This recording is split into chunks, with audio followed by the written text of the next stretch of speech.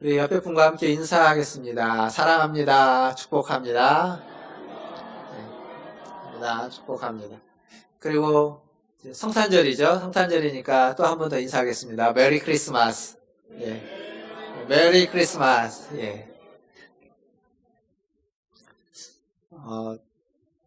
오늘 성탄절인데 이렇게 성탄절 다운 복장을 하신 분이 별로 안 보이시네요. 예. 저기 이따가 예배 마치시고 나중에 신전도사님 그 옷을 보시면 빨간색 이렇게 옷 입으셨습니다. 딱 성탄절 느낌 나는 옷이네요. 오늘 성탄 주일입니다. 성탄절이 내일 모레 그렇게 수요일 날 있는데, 교회력에 보면 대림절이, 성탄절이 이제 절기인데요. 성탄절이 있기 4주 전부터를 대림절이라고 합니다. 대림절 혹은 대강절 이렇게 부르는 절기가 있습니다. 많이 못 들어보셨는데 이 대림절, 대강절은 예수님의 오심을 기다리는 기간입니다. 오늘이 굳이 이야기하자면 대림절의 마지막 주일입니다.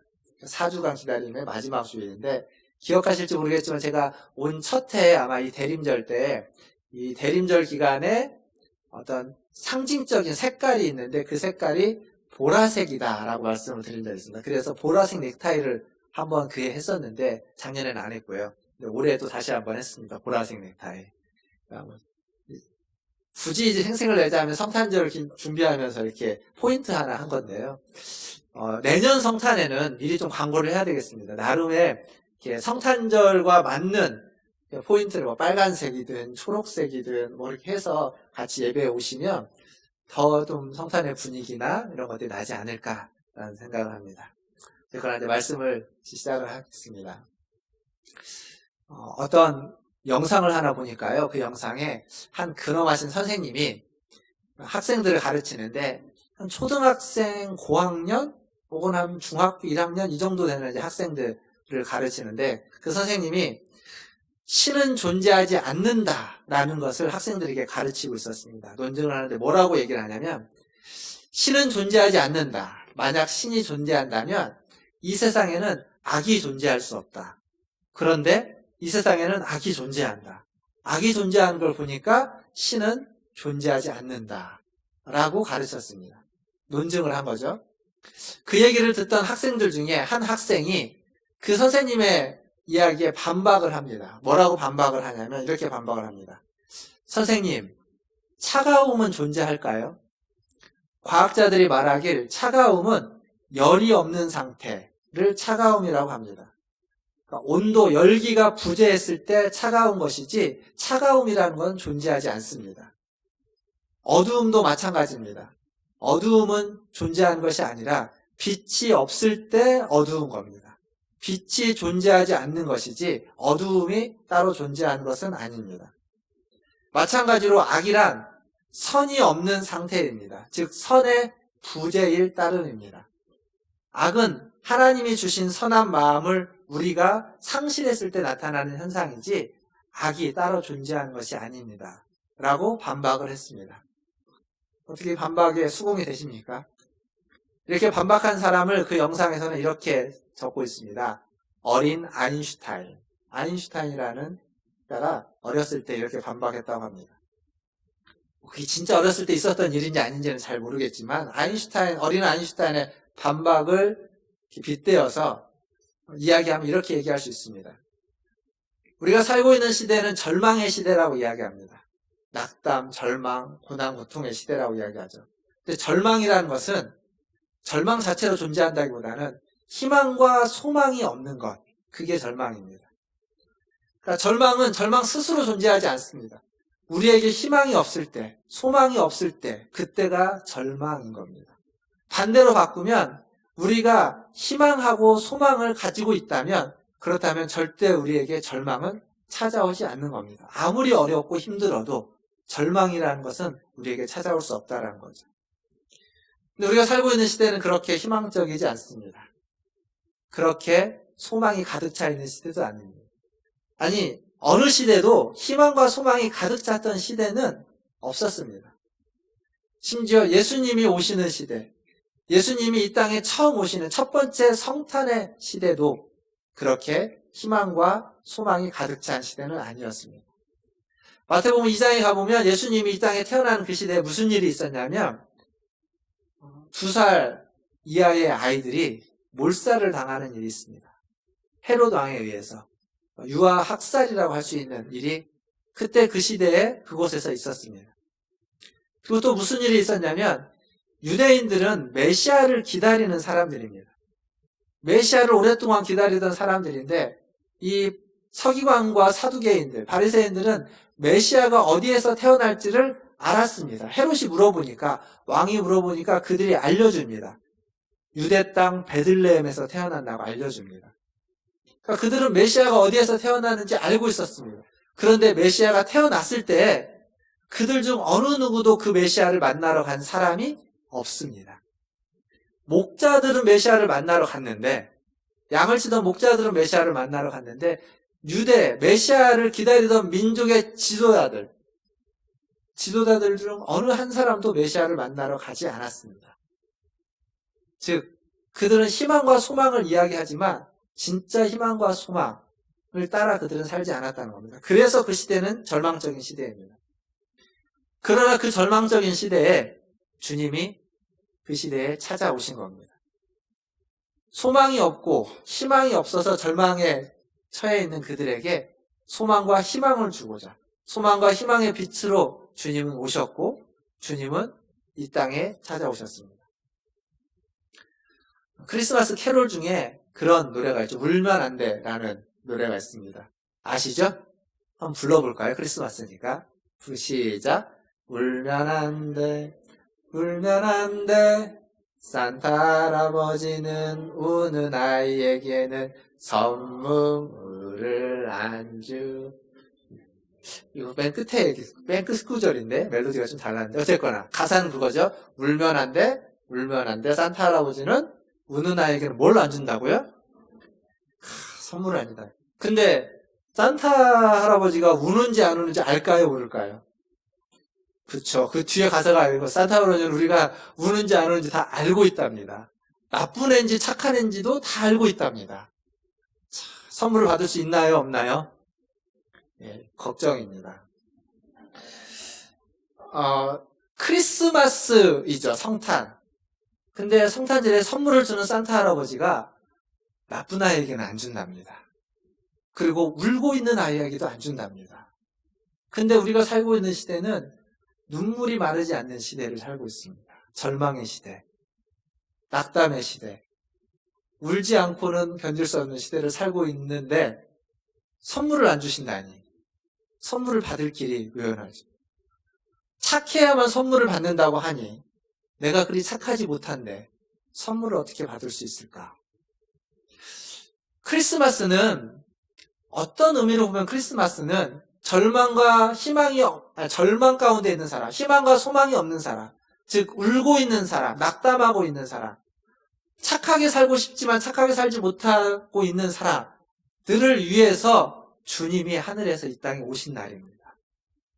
그들에게 선물을 주고자 오신 날입니다. 그러니까 산타 할아버지와 주님은 다른 분입니다. 산타 할아버지는 우는 아이에게는 선물을 안 주지만 주님은 우는 아이를 찾아오신 겁니다. 절망 가운데 있는 아이를 찾아와서 그들에게 희망과 소망의 선물을 주고자 오신 날, 그날이 바로 성탄, 크리스마스입니다. 그래서 2019년도 올해의 크리스마스는 눈물 흘리고 있고 절망하고 있고 그렇게 착하지 못한 저와 여러분들이 주님의 선물을 받는 그러한 크리스마스가 되기를 주님의 이름으로 축원합니다. 산타 할아버지가 주는 건, 산타 할아버지 주는 건 여기 있는 거고, 요거 말고, 주님이 주시는 선물을 받는 날이 되면 좋겠습니다. 오늘 우리가 읽었던 이사야서 본문 40장은 하나님의 위로, 하나님의 회복이 이야기되고 있는 말씀입니다. 그런데 이 이사야서는 1장부터 39장까지는 회복과 위로가 아니라 하나님의 진노와 심판의 이야기로 가득 차 있습니다. 그리고 40장 이후부터 회복과 위로의 말씀이 나옵니다. 그러니까 39장까지는 하나님이 어떻게 진노하시고 어떤 심판과 어떤 징벌을 내릴지가 가득 차다가 방금 우리가 읽었던 40장 1절부터 하나님의 회복과 위로의 이야기가 시작되는 겁니다. 근데 이 바뀌어지는 여기에 중요한 차이점이 하나 있습니다. 그 앞과 그 뒤가 달라지는 점이 하나 있습니다. 뭐냐면 1장부터 39장까지는 성경이 이스라엘 백성을 이야기할 때 뭐라고 이야기하냐면 이 백성이라는 호칭을 씁니다. 이스라엘 백성을 말할 때 이 백성이라고 주로 이야기합니다. 그런데 40장으로 딱 넘어오면 뭐라고 부르고 있냐면 한번 보십시오. 40장 1절에 뭐라고 되냐면 내 백성이라고 부릅니다. 이 백성과 내 백성은 같은 민족을 이야기하고 같은 백성을 이야기하지만 이 백성은 좀 객관적, 거리가 좀 떨어져 있는, 나랑 아무 관계가 없는 존재이지만 내 백성이라고 할 때는 나의 백성입니다. 뿐만 아니라 40장부터 희망과 소망을 이야기하고 있는데 그때 하나님은 어떻게 배웠냐면 너희의 하나님이라고 시작합니다. 오늘 1절을 보십시오. 너희의 하나님이 이르시되 내 백성을 위로하라. 다른 말로 하면 하나님이 우리의 하나님이라고 시작하고 있습니다. 그러나 1장에서 39장까지에서의 하나님은 그냥 심판하시는, 진노하시는 하나님으로 등장합니다. 그러니까 치유와 회복, 위로의 시작은 관계의 변화에서부터, 관계의 회복에서부터 시작되는 겁니다. 관계가 멀리 떨어져 있을 때 그냥 하나님은 그냥 하나님이고 우리는 그냥 이 백성 저 백성으로 불려지고 있을 때에는 심판과 진노와 징벌의 이야기만 가득 찼지만 하나님이 우리의 하나님이 되고 우리가 하나님에게 나의 백성이 되는 순간 하나님은 우리에게 위로를 선포하시고 치유와 회복을 선포하고 있다는 사실입니다. 이건요 그냥 성경에서만 이야기하는 우리가 사실 일상에서도 많이 경험하고 있는 이야기들입니다. 일상에서 제가 만 2년 좀 더 됐죠. 이제 만 2년이 좀 지났는데 2017년도 8월 달까지는 그렇죠. 8월이죠. 9월에 아마 청빙 끝났어요. 8월 달까지는 저는 여러분의 목사님이 아니었습니다. 그렇죠? 그러나 공동회의가 끝나고 제가 부임하면서 부임하는 순간 여러분이 저는 문화촌 제일교회가 우리 교회가 됐고 저는 여러분이 우리 목사님으로 부르는 사람이 되었습니다. 그 한순간에 바뀌는 그 전과는 완전히 달라지는 겁니다. 지민이가 축구를 좋아합니다. 축구를 좋아하는데 이제 유럽에서 하는 축구 경기를 보려면 이게 시간차가 안 맞으니까 꼭 그 경기는 이제 밤 빨리 하면 12시 정도에 하고 늦게 하면 뭐 새벽 2시, 4시 막 이럴 때 합니다. 잠 안 자고 봐야 되는데 조금 볼 때도 있고 못 볼 때도 있고 그러는데 지민이가 좋아하는 팀은 리버풀이라는 그 영국에 있는 팀을 가장 좋아합니다. 그런데 리버풀 경기보다 더 자주 보는 경기가 있습니다. 어느 팀 경기일까요? 그렇죠. 손흥민 선수가 나오는 어느 팀인지는 몰라도 여러분이 손흥민 선수 때문에 보는 겁니다. 토트넘이라는 팀입니다. 그 팀은요 어느 순간부터 우리 팀이 되어버렸습니다. 경기를 보다 보면 토트넘이 이기면 우리 팀이 이긴 것 같습니다. 예전에 저는 야구를 좋아했는데 야구를 보면 유현진과 박찬호 선수가 있었던 팀은 LA 다저스라는 팀이 있죠. 제가 이제 신대원 다닐 때 그때 다저스에서 박찬호 선수가 할 때 그 수업 시간을 이렇게 지나면서까지 경기를 보곤 했습니다. 왜 그럴까요? 우리 팀 같으니까. 나랑 아무 관계없는 팀입니다. 전 다저스 구장에 딱 2번 가봤습니다. 야구 보러. 미국에 있을 때 딱 2번 가봤는데 아무 관계가 없는 팀인데 그런데 우리 팀 같습니다. 거기다가 또 우리 선수들이 잘하니까 더 그런 거죠.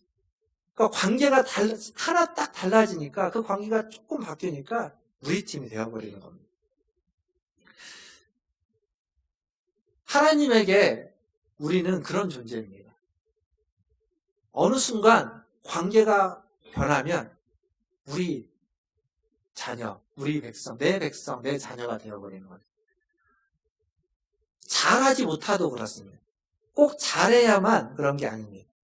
우리가 하나님 앞에서 얼마나 거룩하고 얼마나 신실하고 얼마나 의롭겠습니까? 우리는 그러지 않습니다. 거룩하지 못하고 그렇게 신실하지 못하고 그렇게 의롭지 않습니다.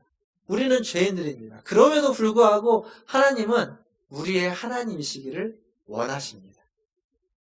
우리의 하나님으로 불려지고 싶으십니다.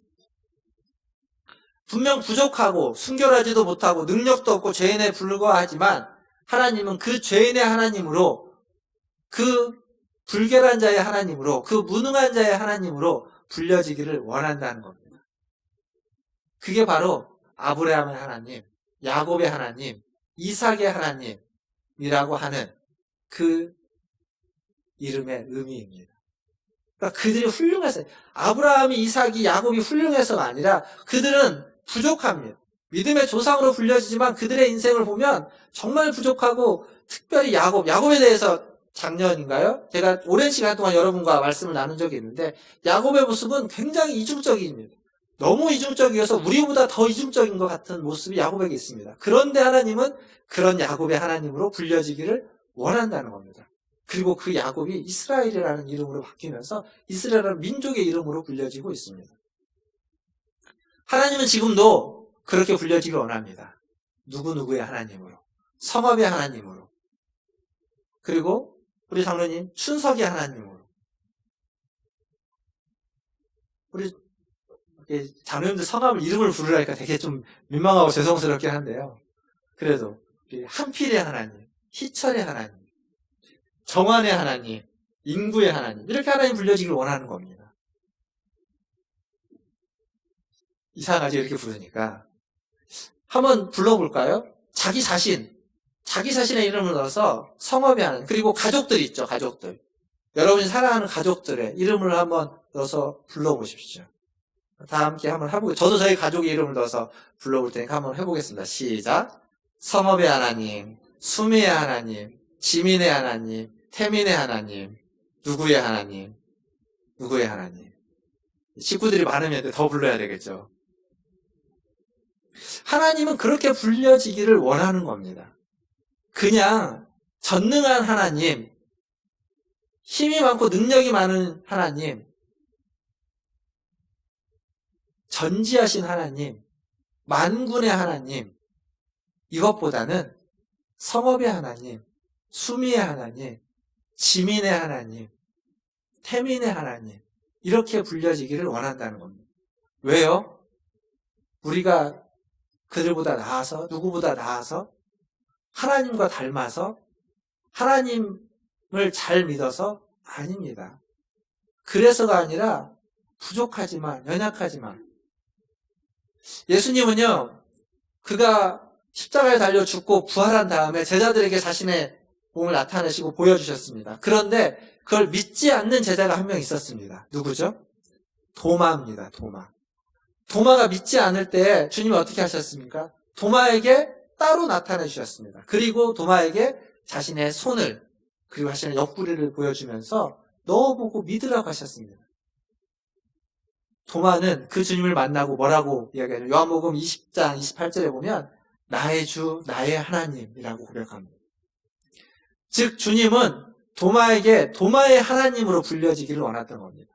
도마의 하나님으로, 도마의 주님으로, 도마의 예수님으로.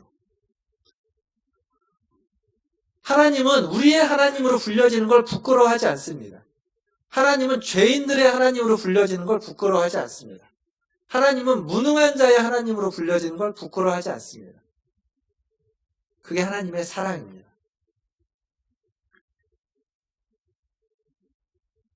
지금 제가 아까 대림절, 대강절 얘기를 잠깐 드렸는데, 대림절, 대강절에 관한 이야기는 이제 오후 예배 시간에 잠깐 나누고, 주보에도 보시면 문화촌 톡에다가 짧게나마 적어놨습니다. 대림절, 대강절은 주님을 기다리는, 주님의 오심을 기다리는 시간들입니다. 절기죠. 근데 나와 아무 상관이 없는 신적인 존재, 신적인 하나님을 기다리는 시간이 아니라 나의 하나님을 기다리는 시간입니다. 나를 위해서 이 땅에 오신 주님을 고대하는 시간이고, 그 기다림을 사모하는 시간이고, 그리고 그 주님이 다시 오실 것들을, 다시 오실 그 날을 기다리는 시간. 그게 바로 대림절, 대강절입니다. 허물이 많고 죄가 많고 부족하기 그지없지만 우리들의 아버지가 되기를 원하시는 그 주님을 기다리는 시간이죠. 사랑하는 성도 여러분, 저와 여러분의 하나님으로, 저와 여러분의 아버지로 불리길 원하시는 하나님의 마음을 좀 우리가 헤아려 아시기를 주님의 이름으로 축원드립니다. 그 아버지의 마음을 안다면, 그 하나님의 마음을 안다면 우리가 그 하나님 앞에서 겸손하지 않을 수가 없습니다. 우리가 무엇인가를 하나님께 드렸다고, 우리가 하나님을 사랑한다고, 하나님 주를 위하여 헌신했다고 할 수 없는 겁니다. 아버지의 마음은 그 이상이기 때문에 그렇습니다. 아무리 열심히 살아도 하나님 앞에서는, 아무리 열심히 헌신하고 충성하고도 그 아버지 앞에서는, 나의 아버지 앞에서는 겸손할 수밖에 없는 거죠. 이러한 인생, 이러한 삶을 사시는 저와 여러분 되시기를 주님의 이름으로 축원드립니다. 그러면 이 하나님 우리에게 주시는 위로는 어떠한 위로일까요? 오늘 우리가 읽었던 본문의 3절부터 5절까지 말씀을 좀 한번 같이 읽어보도록 하겠습니다. 어떠한 회복, 어떠한 위로를 주시기를 원하는지 3절부터 5절까지 같이 한번 읽어보겠습니다. 3절입니다. 외치는 자의 소리여 이르되 너희는 광야에서 여호와의 길을 예비하라.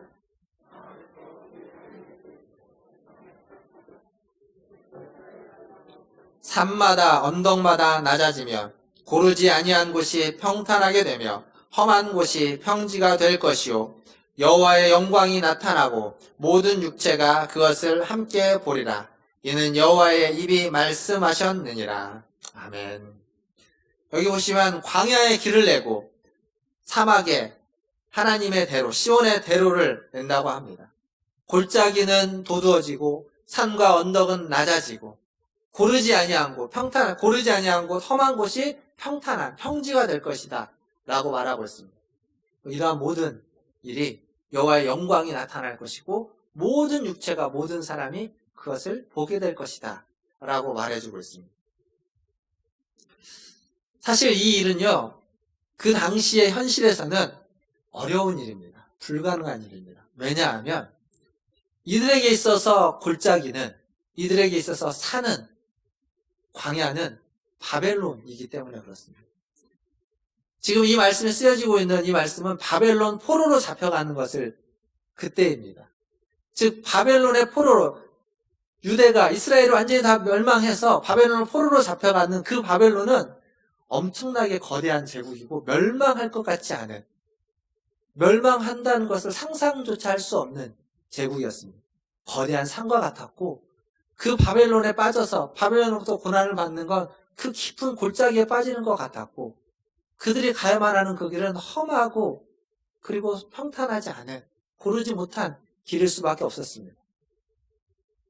그런데 이 말씀이 이루어지려면 그 바벨론이 망해야 되는 겁니다. 그 바벨론이 낮아져야만 하는 겁니다. 상상할 수 없는 것들이었습니다. 그러나 성경은 뭐라고 말하냐면 이 일은 여호와의 입이 말씀한 일이다 라는 겁니다. 즉 하나님이 말씀하시는 거죠. 거대한 산과 같은 바벨론은 낮아질 것이다라고. 바벨론 때문에 흘린 눈물의 골짜기는 메워질 것이라고. 바벨론 때문에 깨지고 부서진 험하고 거친 길은 평지가, 평탄한 길이 될 것이다 라고 말해주고 있습니다. 그럼 뭘 말하는 걸까요? 이런 하나님의 메시지가 주는 의미는 뭐겠습니까? 절대적인 절망 가운데 있는 사람들에게, 아무런 희망도 아무런 소망도 기대할 수 없는 상황에 처한 자들에게 하나님이 말씀하시는 겁니다. 희망을 가져라. 소망을 가지라. 내가 너희에게 희망이 되고 소망이 되고 희망과 소망의 일을 이루실 거다 라고 말씀하고 있는 겁니다. 어쩌면 우리가 누군가에게 이런 얘기를 했다면 그 얘기를 듣는 사람에게 별로 그게 희망이고 소망이지 못할 겁니다. 왜냐하면 우리는 못하는 일이거든요. 내가 할 수 없는 일입니다. 그래서 그 일이 그냥 립 서비스는 될지 몰라도 입술에 귀에 듣기 좋은 얘기는 될지 모르겠지만 그게 진정한 희망과 소망이 될 수는 없습니다.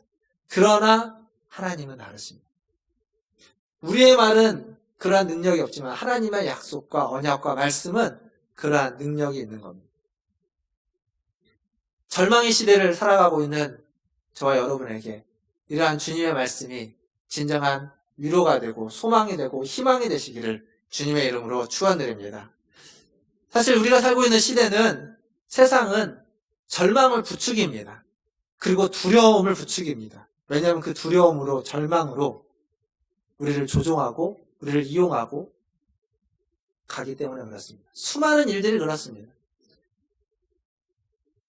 집값이 오르고 학생들이 공부를 하는데 막 이렇게 여러 가지 일들이 있고 또 사회적으로 경제적으로 어려움을 처하는 이런 일들을 가만히 뜯어서 보면 다 두려움입니다. 이러다가 망하는 것은 아닐까? 이렇게 놀다가 아이가 제대로 성공하지 못하는 것은 아닐까? 내가 하는 이 일이 잘 안 되는 건 아닐까라는 이런 걱정과 염려와 두려움. 그런 것들이 우리를 절망으로 치닫게 하고 또 우리를 이렇게 얽매이게 만들어버립니다. 제가 미국에 있을 때 다녔던 교회의 목사님의 막내 아들이 오티즘이라는 자폐가 있었습니다. 아주 심한 자폐는 아닙니다. 목사님 집에 가서 보기도 했는데 지민이랑 목사님 집에 갔을 때 그 애가 내려와가지고 지민이 데리고 이렇게 같이 2층에 올라가서 둘이 아주 재밌게 잘 놀았습니다. 아주 심한 자폐는 아니지만 그래도 자폐아로서 이렇게 어려서 진단을 받았고 지금은 아마 중학생, 고등학생 정도 된 걸로 같은데 근데 그 아이에게 목사님이 이런 얘기를 해주셨다고 합니다. 그 막내 아들에게 사람들이 너에게 하나님이 너와 함께 하는데 왜 너는 이런 장애를 갖고 태어났냐? 라고 묻는다면 그렇게 얘기하는 사람도 있을 거다라는 거죠. 그렇다면 아빠는 내가 이렇게 얘기했으면 좋겠다 라고 하면서 그렇게 말했답니다. 하나님이 나와 함께 하는데 내가 장애를 갖고 왜 태어났냐고 묻지 말라고. 그게 아니라 내가 가진 이 장애 때문에 하나님이 나와 더 함께 하는 거라고. 무슨 말인지 아시겠습니까? 우리는 우리의 연약함을 봅니다. 우리의 부족함을 봅니다. 그리고 우리의 허물을 봅니다. 그래서 우리의 연약함과 부족함과 허물 그리고 잘 안 되는 것을 통해서 하나님이 나와 함께하지 않는 것은 아닐까? 우리의 부족함과 연약함이 하나님이 나를 사랑하지 않는 증거가 아닐까? 라고 생각합니다. 그러나 그렇지 않습니다. 우리가 연약하기에 여러분이 연약하고 부족하고 죄인이고 허물이 많기에 그것은 하나님이 여러분을 더 사랑하는 이유가 된다는 사실입니다. 여러분의 부족함과 여러분의 허물을 하나님이 더 사랑하는 이유로 여기시고 여러분도 그 하나님을 더 사랑하시기를 주님의 이름으로 축원합니다. 말씀을 마무리하면서 우리가 살고 있는 시대는 어두운 시대입니다. 이 시대에 우리는 들어야 되는 말씀, 그건 하나님의 말씀입니다. 8절 말씀을 보니까 풀은 마르고 꽃은 시들지만 하나님의 말씀은 여호와의 말씀은 영원히 선다라고 이야기하고 있습니다. 그 하나님이 여러분에게 말씀하십니다. 그 하나님이 여러분에게 자신의 백성인 내 백성인 저와 여러분에게 위로의 메시지를 하십니다.